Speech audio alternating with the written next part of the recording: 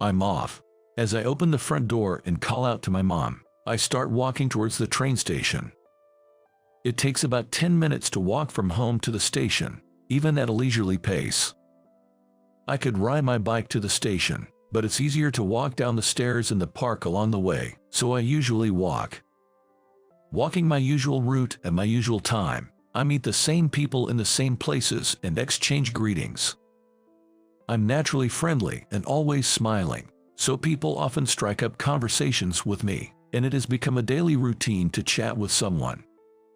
My name is Ken, a 30-year-old single office worker.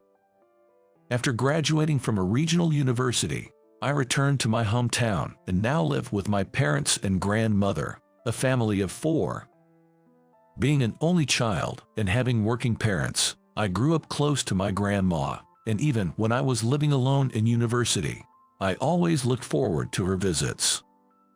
Whenever she visited, I would take her to tourist spots and nice restaurants as a way of repaying her for raising me when I was little. Initially, it was meant as a way to repay her, but eventually, I found joy in seeing her happy face, and I remember looking forward to her visits. In my university days, learning that my grandma felt lonely when I was away, I decided to find a job close to home and was luckily hired by my current company. My grandmother was very happy about this and now looks forward to taking care of her great-grandchildren, though it seems I won't be able to fulfill that expectation anytime soon. Because my grandma lives with us, whenever I see an elderly person struggling with heavy bags on the street, I can't help but assist them. This has occasionally led to me being late for work. My previous boss was understanding and overlooked my tardiness, but the new boss, George, does not tolerate it. "What, you're late again?" George's voice echoes in the silent office during the morning assembly. "I'm sorry. I saw an elderly person with heavy bags at the crosswalk, and as I helped them and we started to cross, the pedestrian signal began to blink. I carried their bags to the station, and that's why I'm late," I explained with a smile and a scratch of my head. As usual, my colleagues laugh, knowing it's typical of me, but George slams his desk and yells, "Don't smile and shrug it off. It's not just you're late. How many years have you been a working adult? Being punctual is basic common sense. The previous boss might have let it slide, but I won't. Everyone listen up. Tighten up your act." George's shouting makes not only me but also my colleagues tense up. "I'm sorry. I'll be more careful from now on. I apologize on the spot, but I don't plan to stop helping people in need. I just decide to change the time I catch the train, leaving home 30 minutes earlier from the next day." The next day, waking up 30 minutes earlier and getting ready for work, my mom hurriedly prepares breakfast. "Are you going to work already? It's earlier than usual." "Yesterday, I was late because I helped an elderly person with their bags to the station and got scolded by George. I can't stop helping people, so I thought I'd leave home earlier." "You're as kind as ever. Grandma's influence, I guess," she says. After finishing the breakfast she prepared, I head to the station, but leaving just 30 minutes earlier makes everything feel different. The people I meet and the scenery. I miss the daily greetings with the people I used to meet, but I can't afford to be late for work anymore. When I arrive at the office, my colleagues are surprised by my early arrival. "Hey, aren't you at the office earlier than usual? I got scolded by George yesterday." "It's not like you were late because of your fault, right? Well, knowing you, if you see someone in trouble, you'll help them. So you adjusted your time to come in earlier, huh?" "Exactly. I can't ignore someone in trouble." As we talk, George stands behind us and comments, "Good Samaritan, if you're late, it affects your personal evaluation. Your performance is already low. Before helping others, improve your own skills. I end up doing the work you can't handle. Think about how it affects others." He then heads to his desk. A month passes, and I've gotten used to arriving 30 minutes earlier. One day, while waiting at a crosswalk near the company's nearest station, I witness a car accident right in front of me. The car, attempting to enter a convenience store, misjudges the turn, hits the curb, and bounces high. Probably startled, the driver meant to brake but accidentally steps on the gas instead, making a loud engine noise and accelerating towards the store. "Watch out!" I shout, and the car brakes suddenly, colliding with another parked car. White steam rises from the out-of-control vehicle, and the airbags seem to have deployed. I rush to the car and speak to the driver, who responds. Looking into the hit car, I see no one inside, so I check with the driver of the accident car if they need an ambulance. The owner of the hit car comes out of the store, yelling, "What have you done? It's a brand new car.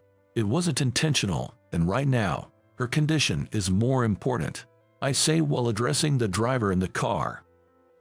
"Are you okay? Are you hurt anywhere? Should I call an ambulance?" To my barrage of questions, she replies, "I'm fine. Thank you for your concern." Her voice was trembling. "I'll call the police right away. If you feel any pain, let me know and I'll call an ambulance." "Thank you. I need to apologize to the person whose car I hit." Saying this, the woman gets out of her car. As she steps out, her stunning beauty takes the breath away of the gathered crowd, and the owner of the car she hit quickly changes his attitude. "It's a new car, isn't it? I'm terribly sorry for my mistake in driving," she says, her eyes tearing up as she apologizes. The owner replies, "Are you hurt? Don't worry about the car, it can be fixed." The man is visibly smitten by her. I watch this from the corner of my eye while calling the police and arranging for their arrival. When I call the police, they ask the reporter to stay at the scene, so I decide to wait for them. Looking at the time, I realize I can still make it to work, so I haven't called in yet. "Thank you very much. If you hadn't shouted, things could have been much worse. My name is Jessica," she introduces herself. "I'm glad you're not hurt. Have you contacted your insurance company yet?" "No, not yet. This is my first time being in an accident, so I'm not sure what to do. I called my mom, and she said she'd send someone over." I advise Jessica to contact her insurance company and wait for the police. The police are taking a while to arrive, perhaps due to traffic, and I start to feel anxious. Deciding to call the office, I had the bad luck of George answering the phone. "Good morning. This is Ken. There's been a traffic accident near the convenience store close to the office. I called the police, and they asked me to stay on the scene. The police haven't arrived yet, so I think I'll be late." George responds insensitively. "Do you always make excuses like this? It's because you always stick your nose in such matters. I don't trust what you say. Which convenience store is it?" I murked but reply, "It's the one halfway between the office and the station." "Fine. Stay there, I'm coming over," he says and hands up. After a while, the police arrive, and Jessica and I are separately questioned. A crowd of onlookers gathers, and the police seem to be instructing them not to get too close. After the questioning, while talking to Jessica, George arrives and says, "So the accident was real, but a good-natured incompetent like you is no longer needed. Once you're done here, go home." George says this while looking at me. Hearing this, Jessica says, "I'm sorry, it's because of me." I'm shocked and at a loss for words. "It's okay. It's my fault for being late," I reply. Overhearing George's words, the onlookers react. "How can you say something like that? This man was helping people. Which company fires someone for that?" Other onlookers chime in. "That's right. If he hadn't shouted, things would have been worse. He was proactive in dealing with the aftermath, too." "What are you saying without having seen anything?" Surrounded by the crowd, George looks flustered and quickly heads back to the office. Then, one of the onlookers offers, "Are you really going to be fired? If it's okay, I can introduce you to another job." They offer their contact information, and others also volunteer to help. I thank them and am about to leave when Jessica says, "Could you wait a bit longer? My parents are on their way, and I really want to thank you. I can settle down knowing I'm the reason you're being fired." "No need for thanks. I just did the right thing. The wrong one is George. My previous boss used to praise me. George and I just don't see eye to eye, and it's crazy he could say such a thing in this situation. I unusually speak with a firm tone. As the police finish their investigation and the onlookers start to disperse, a group of people approaches.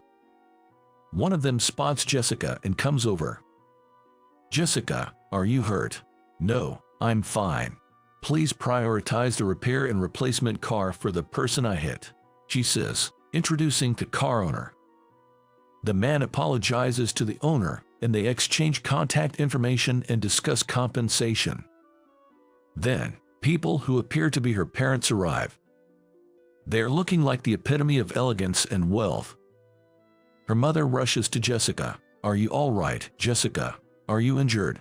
She looks at Jessica with almost tearful eyes. "Mom, I'm sorry for worrying you. I'm not injured at all. I feel terrible for hitting someone's car, but there's someone else I feel even more sorry for," she says, looking at me.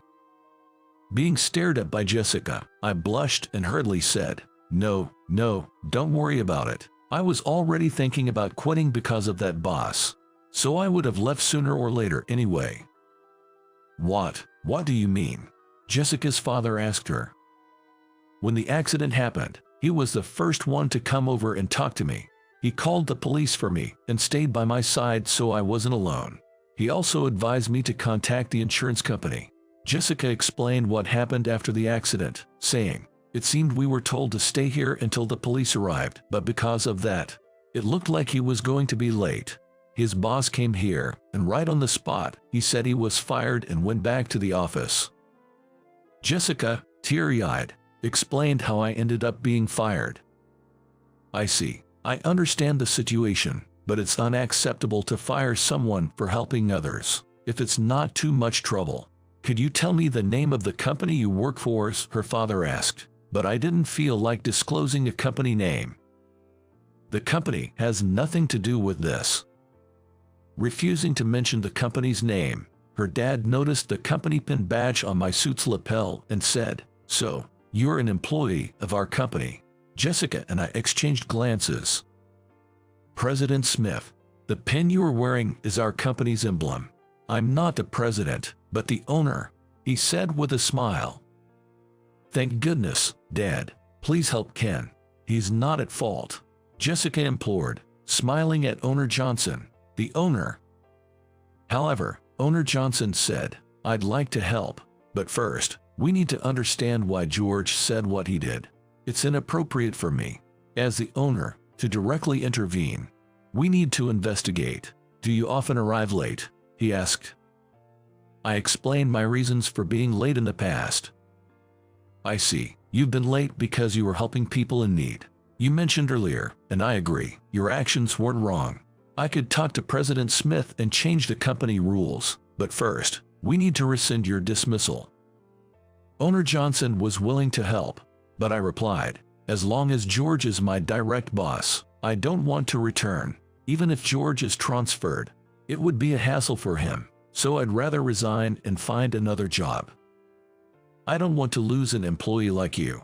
I own other companies. Perhaps you could work at one of those," he suggested. "I appreciate your offer, but are your other companies within commuting distance from my home?" I inquired, mentioning my grandmother and my desire to work near my home. "I understand you're devoted to your grandmother, but unfortunately, the only company of mine within your commuting range is your current workplace. As I said earlier, I don't want to lose an employee like you. Returning to your current company would be best. I won't let you be treated unfairly, so please reconsider," he urged.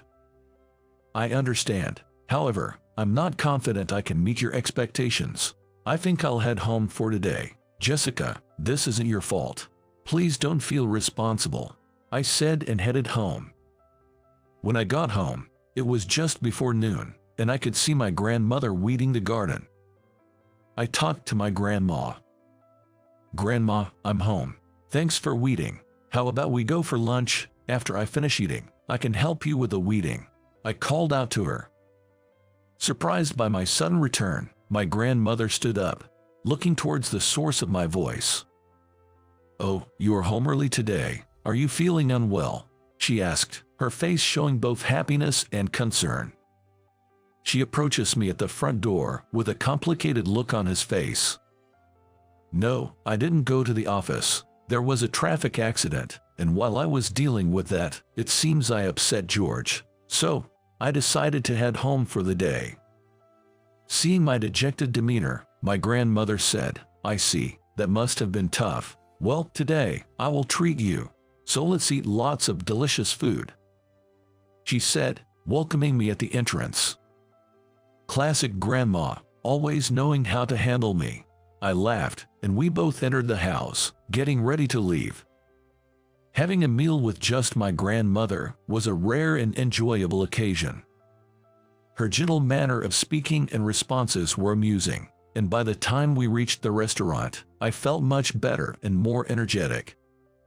After we finished a hearty steak, I took care of the bill and left the restaurant. Grandma was going to pay, she protested, trying to give me money. It's okay, Grandma. We ate a lot, so we need to exercise. Let's weed the garden together when we get back, I said, opening the passenger door for her as I was moving to the driver's seat. Jessica approached, waving her hand. She seemed to have been out with her mother. Is this lady your grandmother, Ken? Yes, she's my grandma. I invited her for lunch after seeing her weeding the garden when I got home. Really, she's such a lovely grandmother. And look at you, opening the car door for her like a true gentleman, Jessica said with a smile. My grandmother, surprised to see me talking to a beautiful woman, had her eyes wide open. May I say hello to your grandmother? Jessica asked, and though surprised, I responded, sure, while opening the passenger door.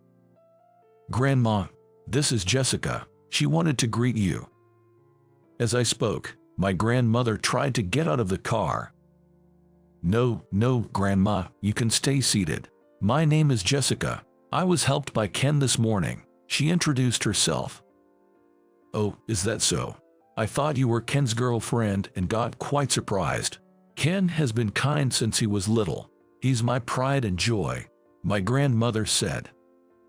Jessica replied, I heard from Ken that he was raised by his grandmother. He's really grateful for that. Then, to my surprise, my grandmother said, oh dear, is that so? I haven't done much. I keep saying I want to see my great-grandchildren soon. You're too good for Ken. Maybe there's someone better for you out there. Grandma, what are you saying such things all of a sudden? I interjected, a bit embarrassed.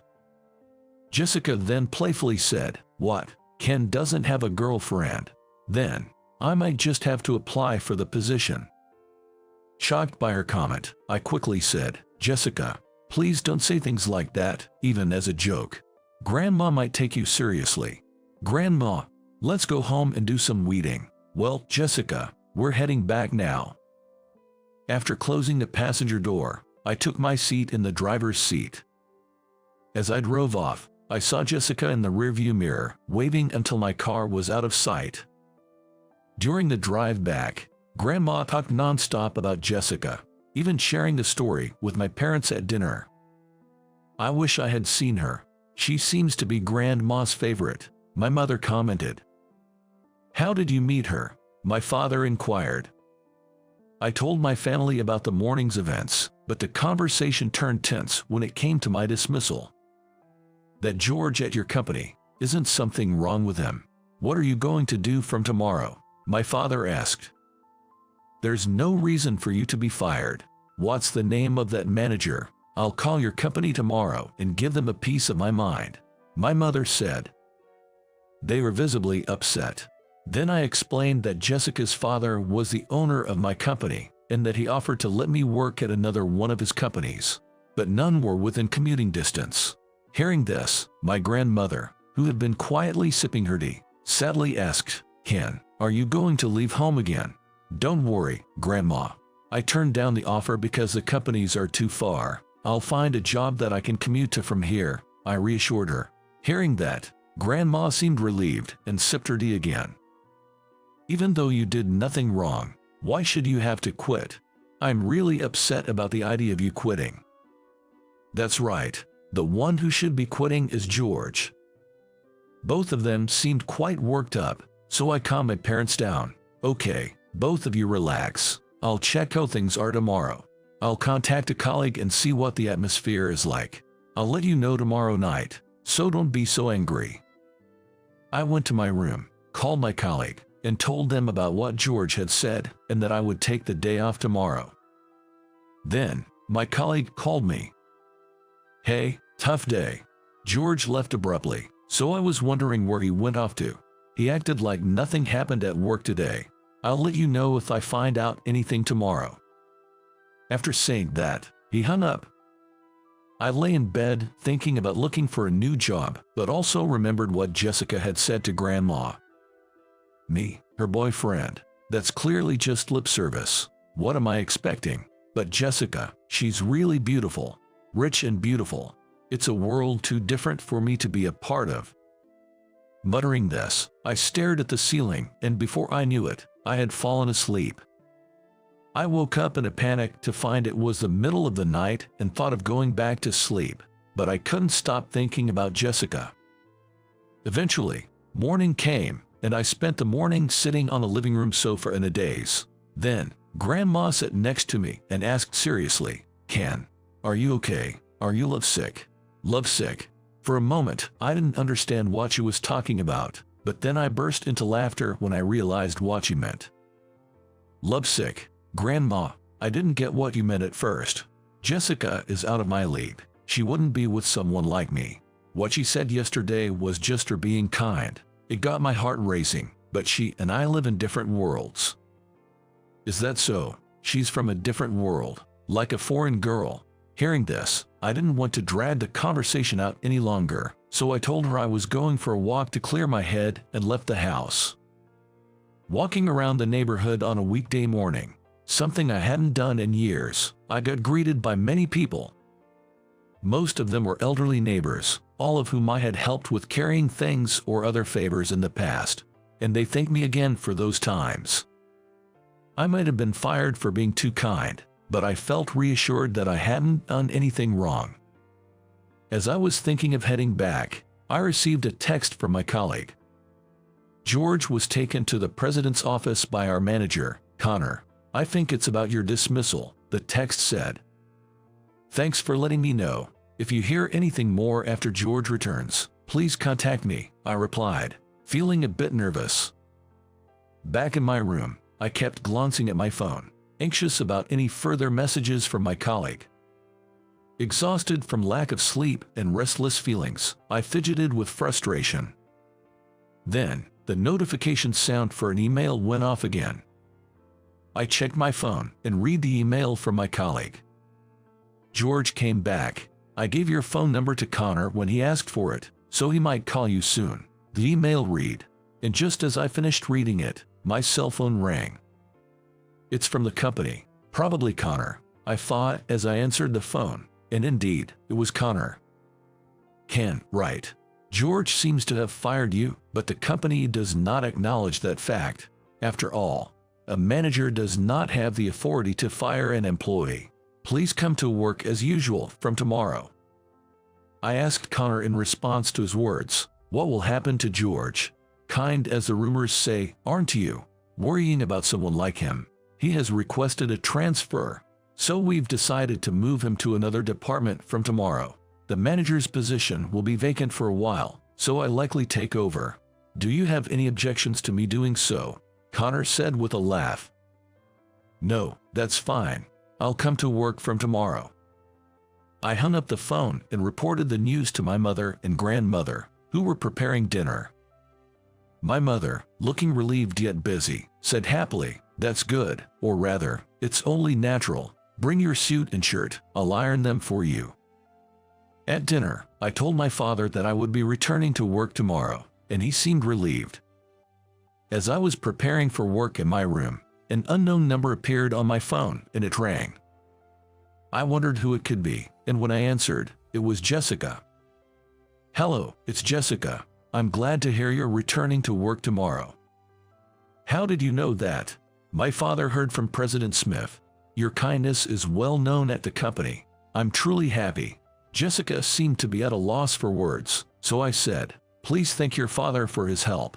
My staying at the company also spares you from feeling responsible. Now, everything seems to be settling down, so don't worry. Don't say such sad things. If it's not too much trouble for Ken, I would like to continue calling you as a friend." I was momentarily taken aback by Jessica's words but regained my composure at the word friend. "Is that so? Then, please let's continue as friends. I'll be returning to work energetically from tomorrow. Thank you for the call. Good night."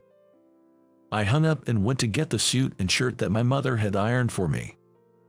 I switched my mindset for the return to work tomorrow and decided not to think about Jessica anymore. The next day, when I went to work, colleagues who knew the situation approached me one after another, and I felt glad to be back at the company. Then, Connor called me. "Thank you for coming in. Join me in the president's office at 10 o'clock. It seems that the president wants to confirm if what George said is consistent with what happened."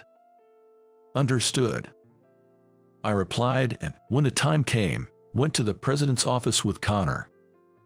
"You're Ken, the one who helped the daughter of owner Johnson," President Smith said, and as soon as I entered the room, and Connor seemed surprised to hear this. So that's what it was. That's how President Smith came to hear about Ken's situation. Connor seemed convinced. "I've heard from owner Johnson, so I understand the situation to some extent. It's troubling for me if an employee like you leaves. Please continue to help those in need without worry. I'm thinking of changing the company's internal rules regarding tardiness. I want other employees to be able to act like you." "Thank you, I understand, and I'll return to work." After some small talk, Connor and I returned to our department. I was happy that my good-natured personality led to a change in company regulations, but it all started just because I happened to help owner Johnson's daughter. If not for that, the regulations might not have been reviewed. Thinking about this made me feel conflicted, but if the regulations were going to change, I felt motivated to continue helping others without worrying about being late. Thinking that this incident was now over, I resigned myself to the fact that my connection with Jessica would also end. After all, we lived in different worlds. Time passed as if nothing had happened, and I fully moved on from Jessica. Occasionally, my grandmother would mention Jessica, but it didn't bother me, and I responded casually while playing with my phone. "Jessica, was it? I wonder how she's doing." "I don't know, what do you think? Last week, she seemed fine when she came over." "Oh, really? She came over?" "She came over. Jessica came." I was surprised and looked at my grandmother. "Jess, I was weeding when someone called out from the roadside. I wondered who it could be, and it was Jessica. She asked, 'Are you doing well? Is Ken at work? Why didn't you tell me sooner?' Grandma, what did you say?" I said we were fine and that Ken was at work. Then she left right away. Did I do something wrong? "No, it's fine. I was just surprised to hear she came over. Let me know if she comes again." I struggled to maintain my composure. I hurried back to my room, took out my phone, and wrote a text to Jessica. "I apologize for the late report. I have been attending work without fail since my return. I just heard from my grandmother that you visited our house last week. I must have caused you worry due to my lack of communication. I'm sorry." I reread the email several times before pressing the send button. Flustered, I put my phone in my pocket and waited for a reply, but instead, a call came through. "Jessica prefers phone calls over texts," I thought as I answered. "It's been a while. I thought you might be upset with me because I hadn't heard from you. I'm glad to hear you've returned safely," she said in a cheerful voice. "Owner Johnson mentioned it to President Smith, right? That really helped. I heard the company is going to change its regulations because of it." "Actually, I heard from my father that President Smith has known about you for a while. There were several reports of phone calls expressing gratitude from people you've helped. They didn't know who was behind the help since no name was mentioned, but whenever they received such calls, they found that it was always you who was late that day. Your performance was considered good by the previous manager. despite the low evaluation due to your tardiness. It was strange that doing good deeds led to a low evaluation. So there was already talk in the company about accepting tardiness with valid reasons. So it wasn't just owner Johnson's intervention that led to the change in company policy. President Smith said that once the details were decided, he was planning to discuss it with my father. I was genuinely happy to hear that the company was considering changing its policies because of my actions. That's really nice to hear. It makes me happy. I'm glad for you. Please continue to help others. I'll also try to actively reach out to people in need. Thank you. I'm glad I texted you. So, since I hadn't properly thanked you for your help yet, would you like to go out for a meal this weekend? I was casually invited by Jessica and, on impulse, accepted. Since our lifestyles are so different, is it okay if we choose something I'm used to eating? What are you talking about? Haha.